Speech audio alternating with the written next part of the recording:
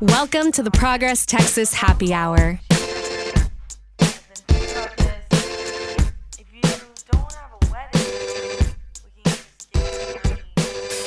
Okay, everybody, welcome back to the Progress Texas Happy Hour. Communications Director Chris Mosier here in our little cycle that we've been doing lately of catching up with our good friends who are running for various offices around the great state of Texas.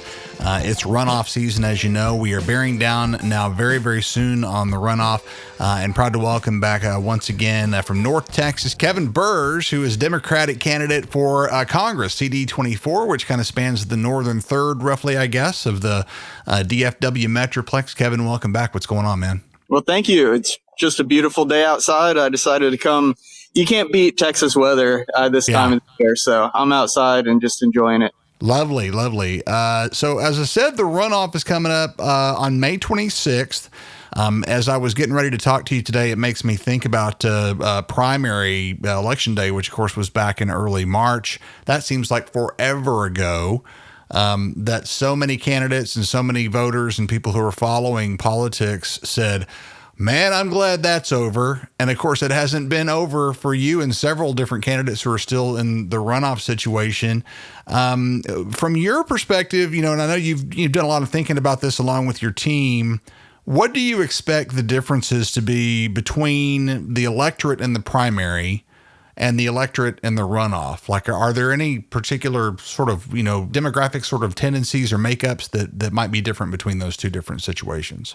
Yeah, absolutely. So we saw when the primary happened, historic turnout. Right. Voters were very motivated and they showed up in droves. And it was absolutely amazing. The atmosphere, I did a lot of poll greeting at the time. The atmosphere was electric. The Democratic lines were out the door, and people were so excited to be able to cast their vote for change. There was a lot of first-time voters as well, and especially first-time primary voters. Right. So what we're going to see in this one is most likely more informed, historically voting demographics of people coming out. People who voted religiously in the primaries for the past, 3 to 5 election cycles and who are very plugged in. We'll see them at the polls for this runoff. Very, very good. You're kind of talking about those tried and true people who have learned to really enjoy voting and to look forward to voting. And I'm definitely one of those people. I've been one of those people since I was, 18 years old. I love, for some reason, I just enjoy the hell out of voting.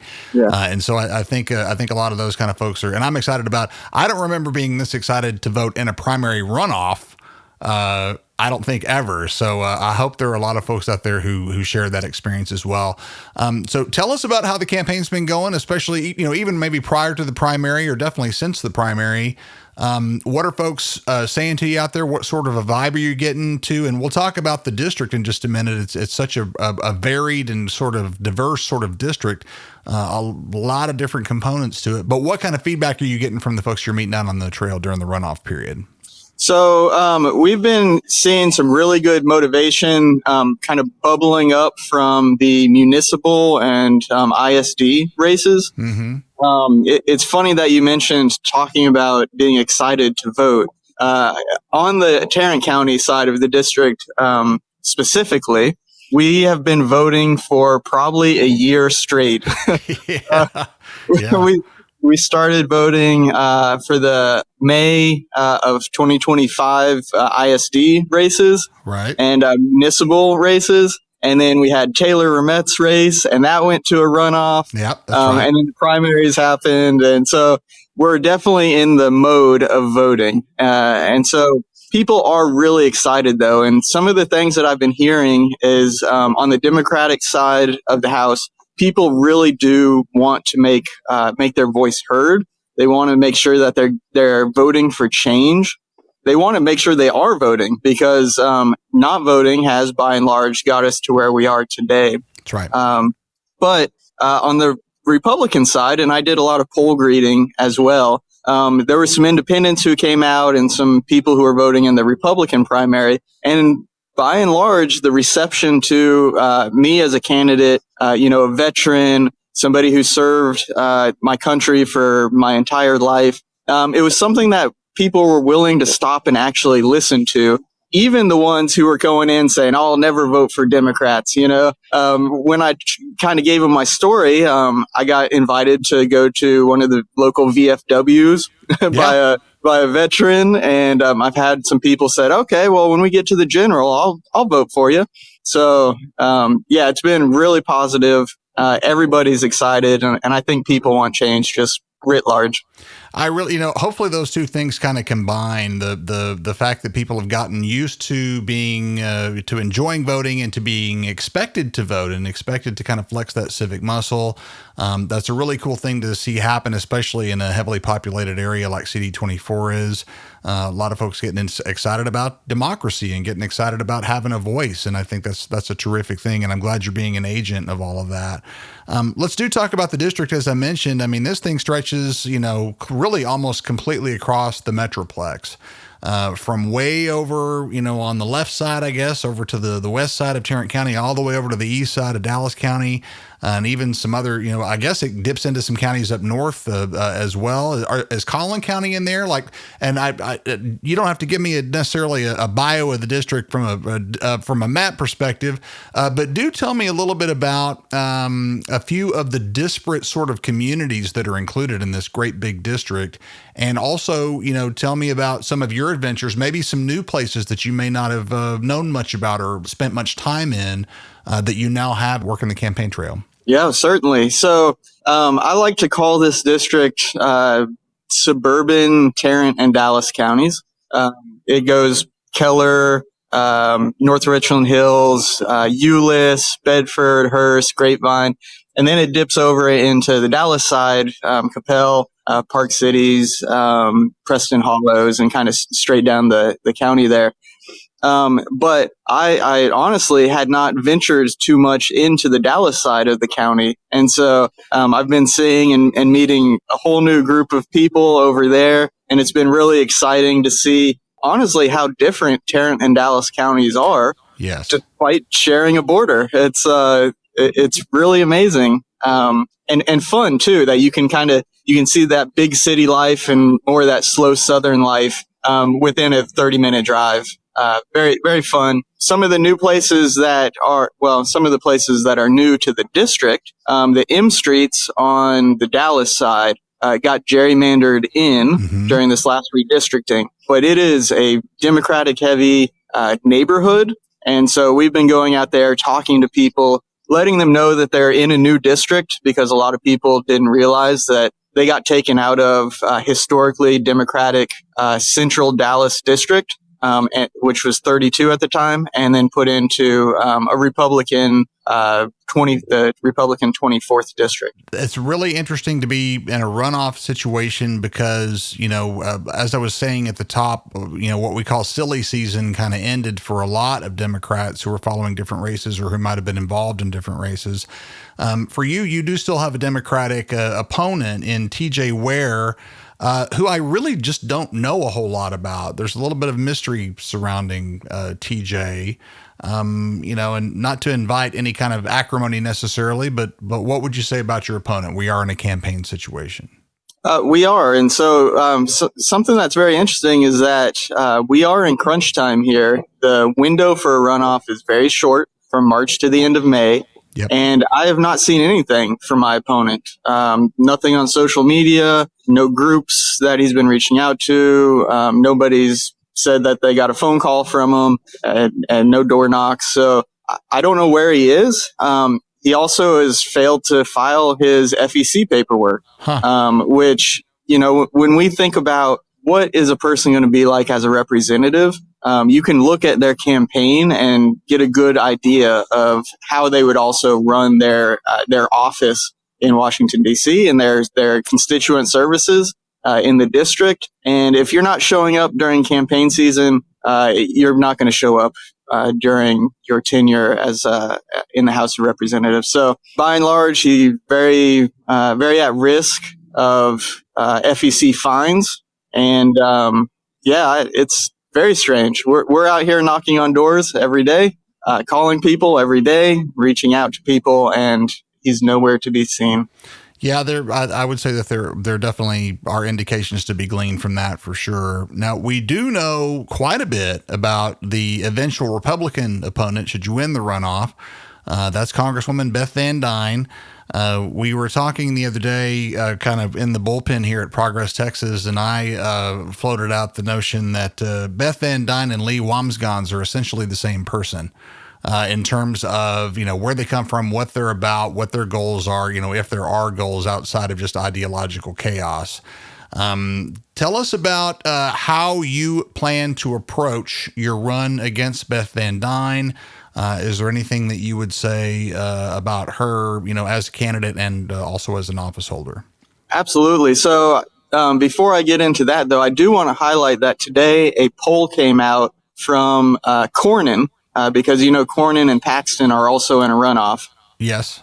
This poll was done by a Cornyn-backed PAC, and it said that if Paxton wins the runoff, that the 24th district is highly, highly in play. The Paxton brand will hurt Republicans across the state, and that means Beth Van Dyne is gone. So let's hope that Paxton wins his runoff. Yeah, what a weird thing to actually say out loud. But it is true, and it's an indicator of the high stakes game that we're playing here. That Democrats across Texas might be hoping for Ken Paxton to eliminate Senator Cornyn. But yeah, and that makes sense, and to kind of spell that out, that means that, if you got a toxic product up at the top of your ballot, that's going to depress some Republican turnout, and that's definitely going to be helpful to the Democratic nominee in CD24 for sure. So let's return to Congresswoman Van Dyne. Talk about running against her between here and November. Well, absolutely. So, Van Dyne comes complete with a whole lot of luggage. A lot of historical drama has surrounded both her personal life and her time in office. And so we want to make sure that people know this is who your choices are. Your choice can be somebody who is a Marine Corps veteran, who has served his country, who shows up, who is a member of the community on a day-to-day basis, or you can have somebody who does not show up, is not necessarily in the district too often, who only meets with people who are going to give her money and not the people she's supposed to represent. And then when she's sitting in her, office in DC or wherever else she is, she will sit there and divide people by race. She will divide them by religion. She will talk about their immigration status nonstop. And it's all meant to make people hate each other, divide the people of this district, and basically give her continued power. And so we want to make sure that we're highlighting that to people, that they know what their choices are, and they know that I'm going to be in the district when I'm their representative, talking to people as much as humanly possible. We need to make sure that our messaging continues to be that we are here for working people, working Texans, working Americans. We want public education to be fully funded. We want quality, affordable health care, and we want unity in our communities. And to that last point, our communities consist of, especially here in this district and in North Texas, Southeast Asians and Muslims as well. So they are part of our community. They are American citizens. And we can't sit here and hate each other on the basis of what we believe. And we also cannot let the Republicans define what the message is going to be. This is our message. We're taking the lead, and they can catch up with us. I love all of that. Kevin Burge, again, running for Congress in TX24 up north. Kevin, give us the quick elevator pitch as we, this may be the last folks hear from you before it's time to go vote in the runoff. So give us that last little bit. Absolutely. So again, my name is Kevin Burge. I'm a Marine Corps veteran. I was in the intelligence community for many years and worked in the White House Situation Room during President Biden's term. So I know the government. I know what needs to happen, but I'm also a working guy. As a matter of fact, I'm on lunch break right now from work. And I have a 6-year-old who is in kindergarten in our public school. And my wife is actually away. She's been away for a few months now in training because she's an officer in the Texas Army National Guard. That's right. So, that's right. Yeah, in addition to all of this, it's just me and my son, and we go to a whole bunch of campaign events together and have a good time. But I really do need your vote on May 26th and the early voting preceding that. It's very important that my campaign gets over the finish line here. And that is because my campaign is dedicated to ensuring that we are electing good people and Democrats up and down ticket. So it's very important. We are the premier campaign here in Tarrant County.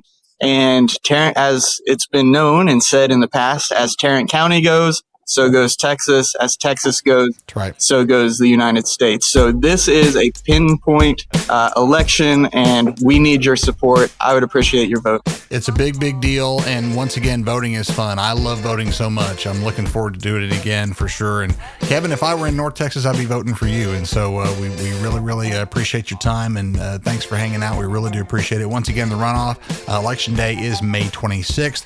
Early voting starts on May 18th. We have a website called govotetexas.org where you can find out all about voting all across the great state of Texas. Wherever you might be, very, very likely a runoff for you to vote in. If you're a Republican, you've got one to vote in for sure. We were talking about that before. We'll see how that turns out. It is important to the entire picture for sure, as Kevin highlighted. And also, let me say this before I let you go, Kevin. This is not our first conversation. I'm going to put a link in our show notes to the most recent time that we talked to you, which I guess was during the primary run. Back in February, I suppose, sometime. And so we'll put that up on the show notes for you to check out. Kevin Burge, TX24, good luck, man. And you guys be safe. You and your son having fun out on the campaign trail. And that's some good memory building. So great to hear about that. Thank you. Quick reminder, we have not one, but 2 live events on the calendar right now in both Dallas and in the Houston area. Progress Texas is going to be live this Wednesday night, May 20th in Cypress, for a first 6 months check-in with the Cy-Fair ISD school board members who made national news last year when they beat back the Christian Nationalists. I want you to sign up at the Progress Texas events page at our website and join us this Wednesday evening, May 20th, Creekwood Grill in Cypress. The event is free to attend thanks to our sponsors, Sean Finney, the Honorable Leslie Briones, and Otis Avagaro. We do want you to RSVP for that event, though. And we're also getting ready for our 16th anniversary celebration in Dallas with drinks, light bites, and a fun review of the highlights of our successes over the last few years. Please save that date. It's Tuesday, June 16th to come see us in Dallas. Thanks so much to our good friends Howard Cleon, Charles Zeller, Alex Andrade, the Honorable Dick Levine, Nancy Sanders, Doug Jones, the Honorable Bill Peterson, Mark Yagjian, John Adair, Julie Evans, Jenny Laughlin, Texas Blue Media, the Honorable Jeremy Suka, and Mike Ware. They are among the supporters of our 16th anniversary shindig in Dallas. We appreciate all of y'all very, very much. All about voting at govotetexas.org. All about us at progresstexas.org.